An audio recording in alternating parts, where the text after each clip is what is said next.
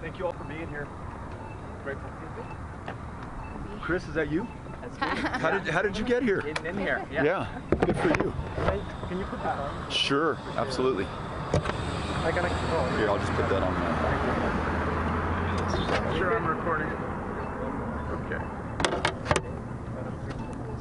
I think I'm actually okay. Okay, everybody good? All right. Looks like everyone's doing all right. First of all, thank you all for coming out and meeting us here just next to the Bridge of the Americas, one of these critically important ports of entry through which so much of what we depend on in the Texas economy and in the national economy flows. In El Paso, 1 out of 4 jobs depend on U.S.-Mexico trade that was stalled for the last week by Governor Greg Abbott. And I want to talk about what he did and who it benefited and who it harmed. As you all know, for the last week, Greg Abbott ordered 100% inspections on all commercial traffic coming through the ports of entry from Mexico into Texas. And I want to be really clear, this is in addition to all of the customs and border protection inspections to guard against human smuggling and illegal drug trafficking and any other concerns that we have here.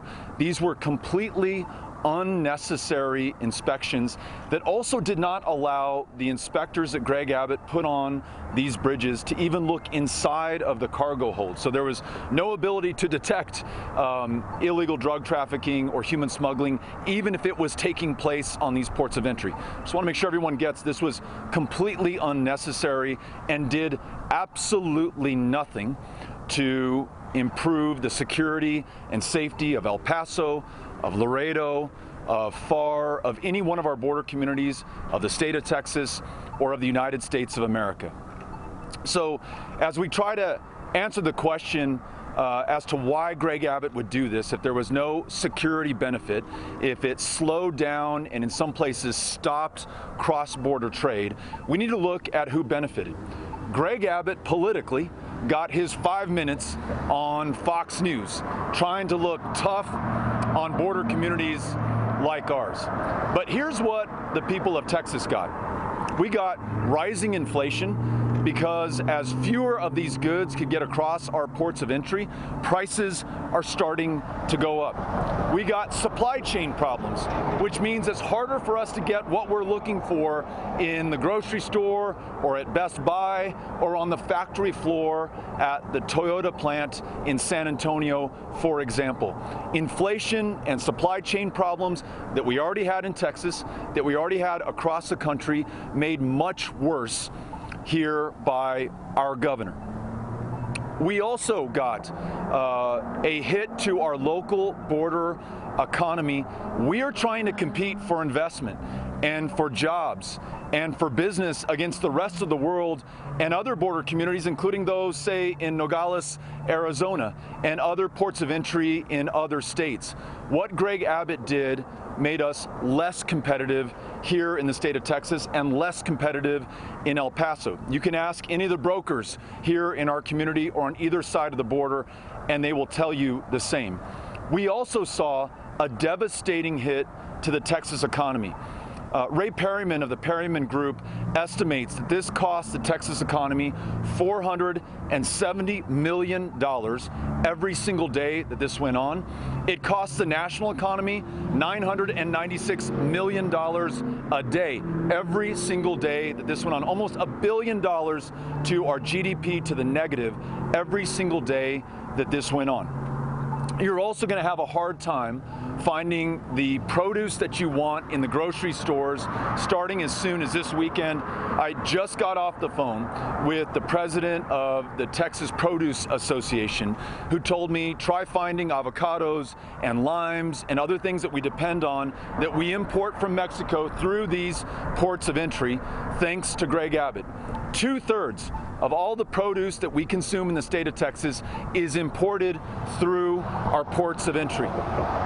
Greg Abbott has hurt the people of Texas. He has especially hurt the people of the border, and Greg Abbott is causing higher inflation in the state of Texas. It's not unlike the higher inflation that he's causing on our utility bills after the power grid failure that he caused last year. Each of us in El Paso and every other community in Texas is paying at least $45 more per month on our utility bills. That's inflation caused by Greg Abbott.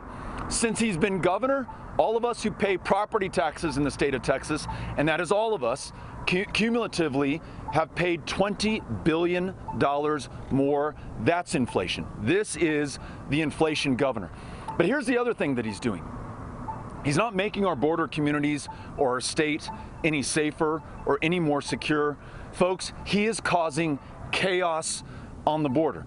When you look at his activation of 10,000 members of the National Guard that he took away from their families, from their communities, from their kids, and from their jobs, and sent them to the border, where they are unable to do really anything to address any security issues. It cost us, the taxpayers of Texas, $3 billion. So far, 4 members of the National Guard have taken their own lives. 2 more have died in accidental deaths.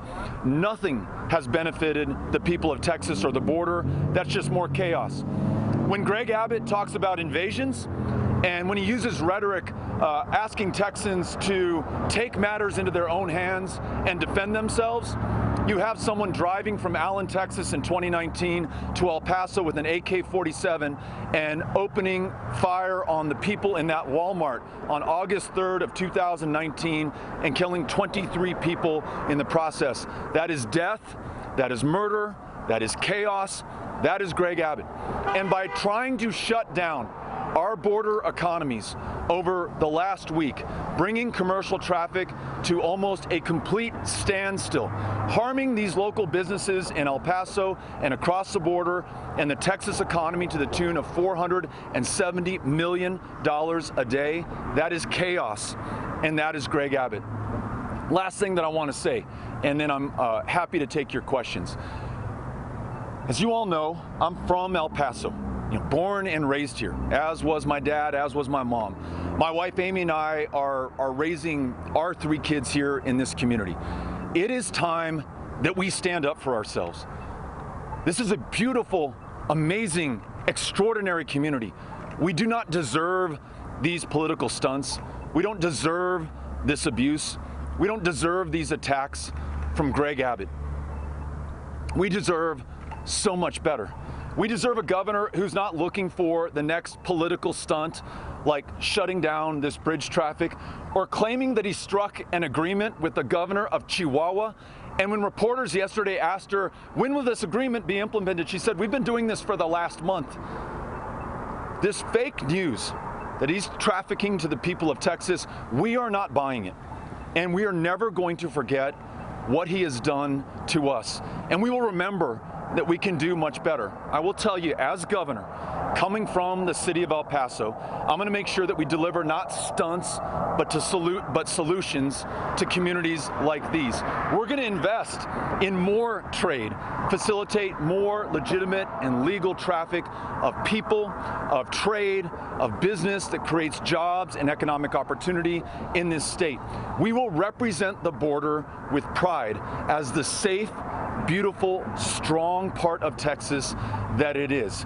And I want to make sure that every voter across the state of Texas remembers what has happened this week, remembers these attacks that Greg Abbott has leveled against us, and then votes their values in November so that we win, get Texas and the border on the right track.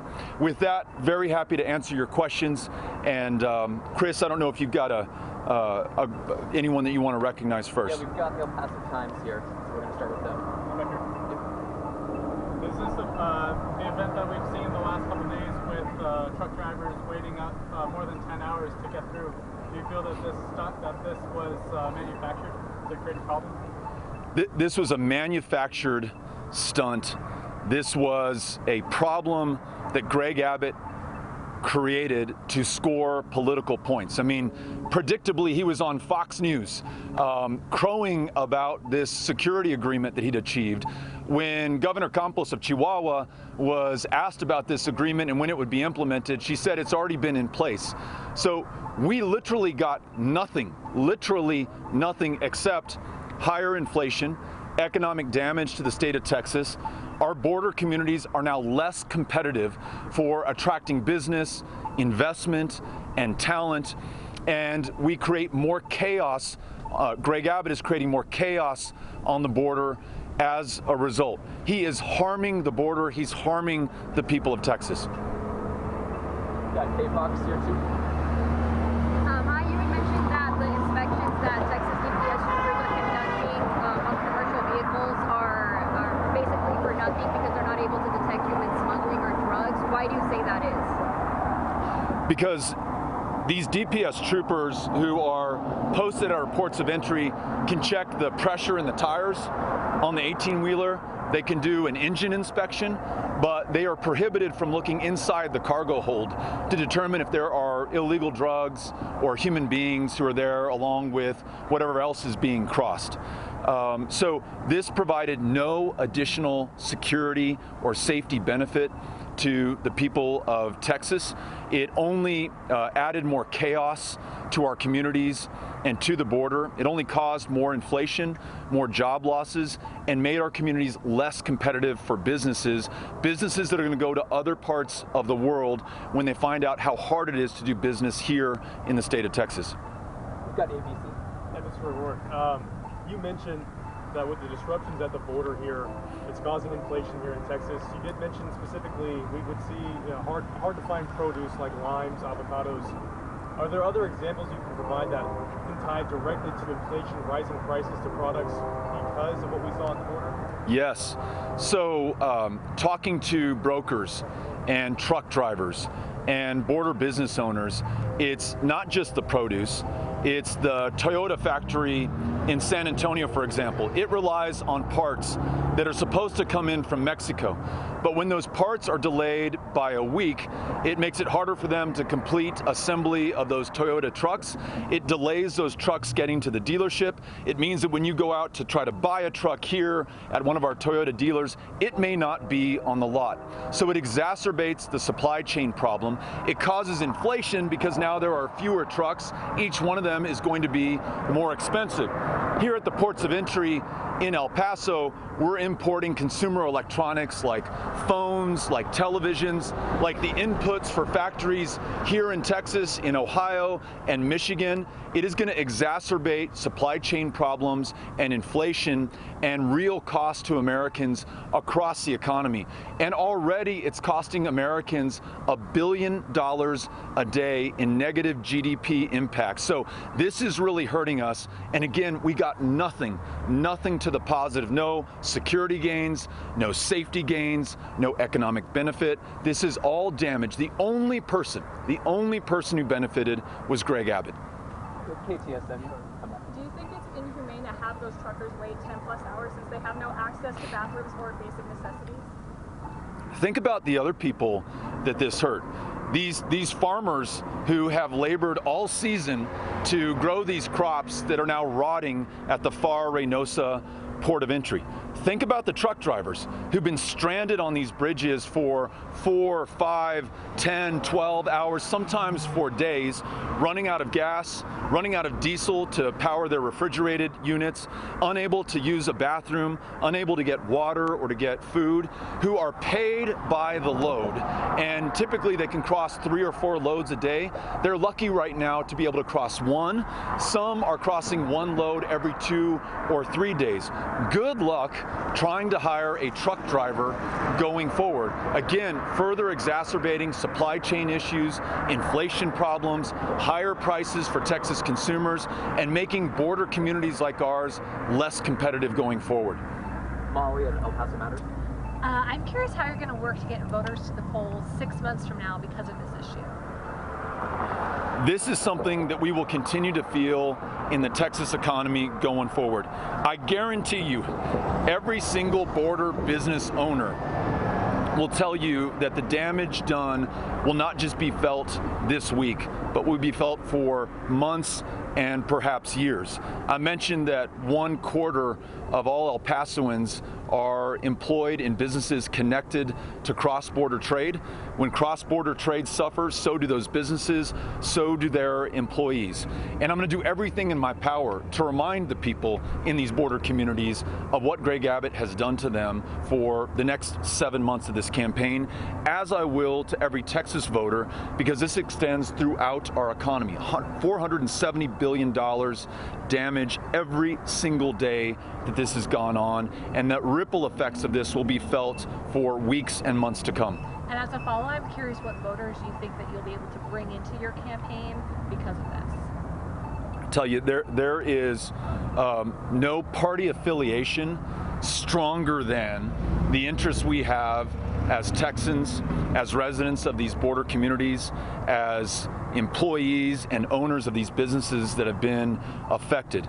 Greg Abbott has attacked us, those of us who live on the border. He continues to attack us, to demean us, to vilify us, to try to make the rest of Texas scared of us. And now he's hitting every single one of us in our pocketbook and making it harder to make ends meet, to put food on the table, to keep our businesses going. So that's something that not only Democrats are going to respond to, but independents, Republicans, and also in these communities that have such low rates of voter turnout, non-voters are now going to have a very compelling reason to turn out and vote in this next election. But I guess kind of beyond these border communities, do you see bringing in voters from the rest of the state? I mean, because you've always gotten the border vote, so beyond that, is this going to help your campaign?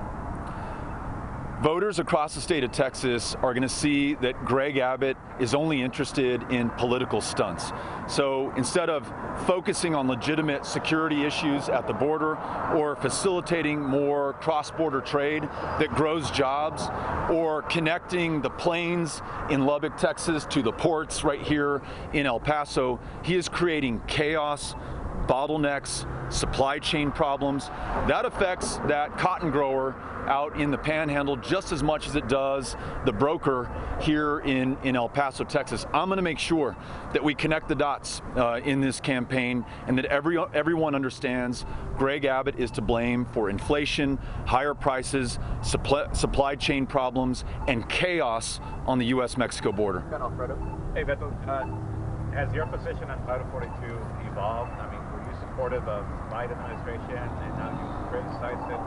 What's your position? Title 42 is bad policy. I have felt that since the Trump administration enacted it. I still feel it today. Title 42 forces Border Patrol agents to immediately return any person who is attempting to cross into the United States. What those Border Patrol agents tell me is that means they're going to see that same person tomorrow, the next day, every single day going forward until Title 42 is ended. We have seen rising numbers of encounters on the U.S.-Mexico border. I would argue that Title 42 has a lot to do with that. The same person is trying to cross again and again and again. If we end Title 42, we can apprehend those who are attempting to cross into the United States. We can detain them. We can process asylum claims. If someone has a legitimate one, they're able to stay here in the United States. If they do not, they're going to be returned to their country of origin. That's the law, and I want to make sure that we follow the law in this country. My concern with how the Biden administration is attempting to end this is they have failed to communicate with border communities what they're going to do to address the change in policy and to make sure that border communities are not left footing the bill. And so talking to the mayor of Del Rio, for example, or county judges and sheriffs along the border, they've had very little communication from the Biden administration. We're looking for a sped up asylum processing system. We're looking for more detention capacity in the short term to be able to effectively and quickly process these asylum claims. We're looking for the administration to listen to border leaders who understand this issue better than anybody else. But we must end Title 42. We must do that responsibly. And the Biden administration must step up by meeting these border communities and working with them to make sure that we do that. We've got Univision and Telemundo here if there's a question in Spanish. And then come to 101 afterwards? Sure. Okay, that sounds good. I do have a follow-up question on Title 42. If elected, what would be your plan, of what the state could do to handle the anticipated increase in crossings that border communities like El Paso are going to see? It begins by partnering with border communities. The needs in Del Rio, a town much smaller than El Paso, are different than ours. You don't have an Annunciation house in Del Rio, so capacity literally to house migrants does not exist. And where we have the kinds of Catholic charities and other nonprofits who are so helpful to the processing of asylum seekers and refugees, in Del Rio, so many of them are literally on the streets attempting to walk from Del Rio to San Antonio. So is there more that the state could do in terms of capacity or assisting these border communities to make sure that they're not bearing the brunt of bad policies or our broken immigration system? As governor, I'll also make sure that we bring leadership from our border communities.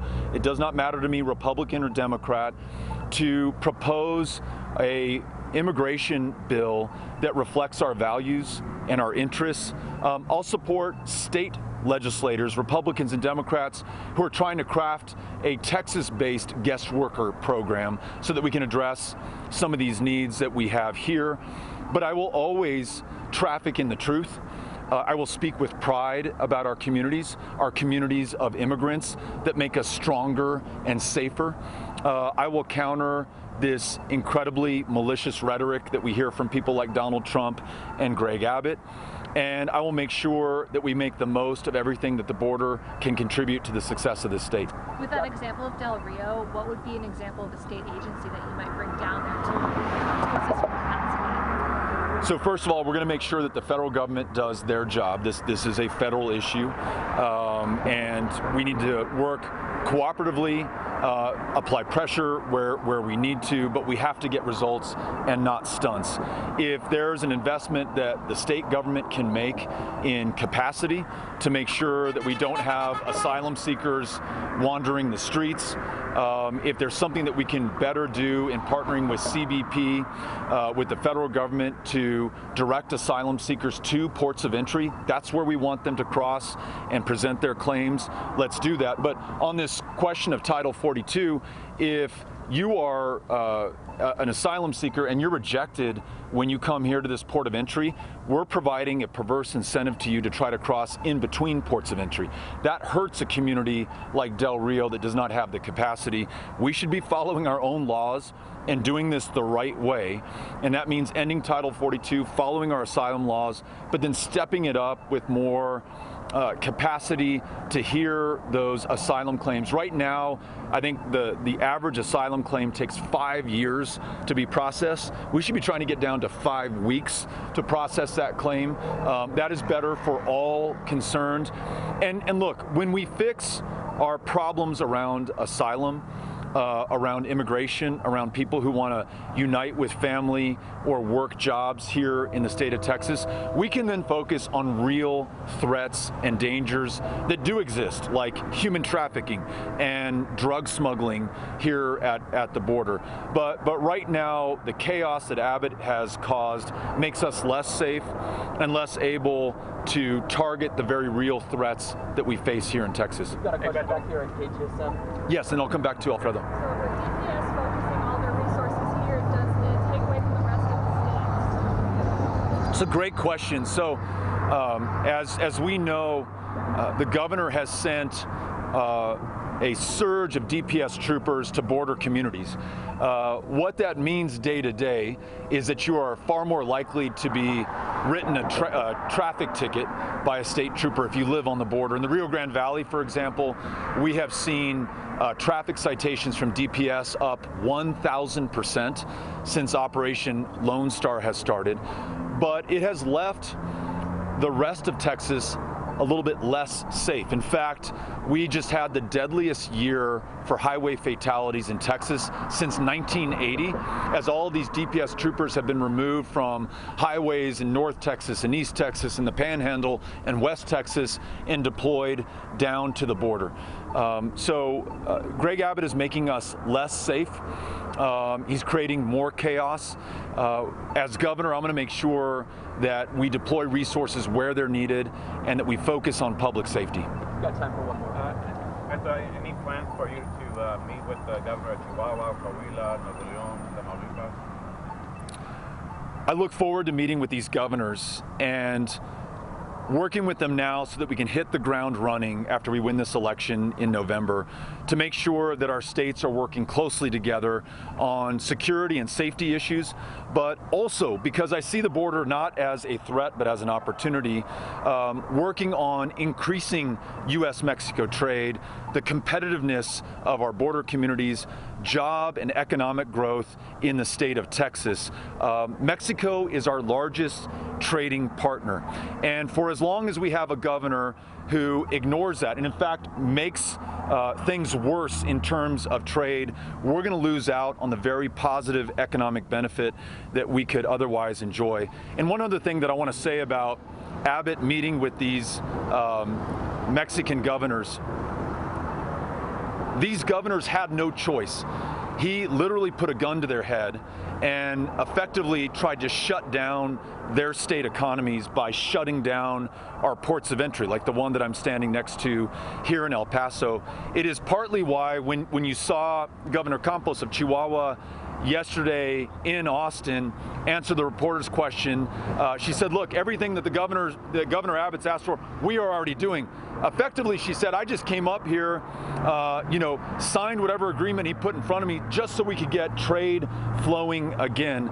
That was such a disrespectful thing to do to someone who should be one of our greatest partners. I'm going to make sure that she and the people of Chihuahua are treated with the respect that they deserve. So was it blackmail? This was blackmail, absolutely. Blackmail to these governors in Mexico, blackmail against the businesses along the border here in communities like El Paso, and blackmail against the people of Texas. Thanks, Beto. That's all. Okay, thank you all very much for coming out. Appreciate it. Thank you so much. Thank you.